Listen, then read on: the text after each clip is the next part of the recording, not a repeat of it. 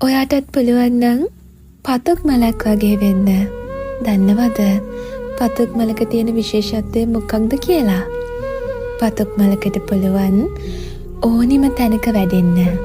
පතුක් මලක් දන්නවා වැස්සක් වුණත් සීතලක් වුණත් මොන කාලගුණ පරිසරයක වුණත් නොමැරී ජීවත් වෙන්න.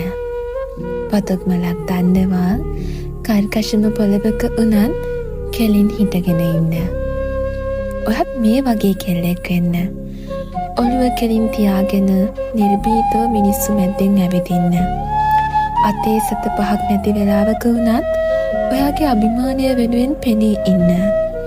ජීවිතයට කුණාටු වෙන හැම මොහොතකම ශක්තිමත්ව දරාගෙන ඉන්න.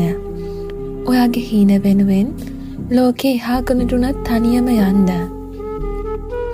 ලෝකෙ හැමදාම ඔයාට සතුට විතරක්ම දෙන්නේ නෑ. ඔයා යන ගමන් මාර්ගය එළිය කරලා ලස්සනට හදාගන්න ඕනි ඔයාමයි.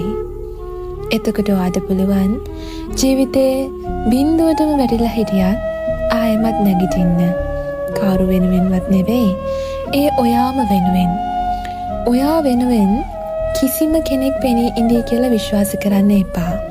ඔයා වෙනුවෙන් පෙනී ඉන්නේ ඔයා විතරයි.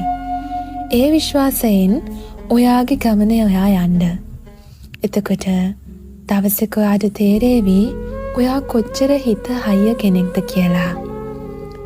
ඔයා දුකින් ඉන්න වෙලාවක, ජීවිතේ වැටිලා ඉන්න වෙලාවක ඔයාගේ හිත ඔයාම සනස ගන්න පුරුදු වෙන්න. මට මේ ලෝකේ විශ්වාසවන්තම අත තියෙන්නේ මං ගාව. මන් දන්නවා ඒ අත ජීවිතේ කිසිම දවසක මාව අතාරින්නේ නෑ කියලා. මට විශ්වාසම ගමන් සගයා මම. කිසිම ගමනක් අතරමඟ මාව දාලා යන්නේ නෑ. මග අරින්නේ නෑ. තනි කරන්නේ නෑ. ඉතින් මට මං ඉන්නවා.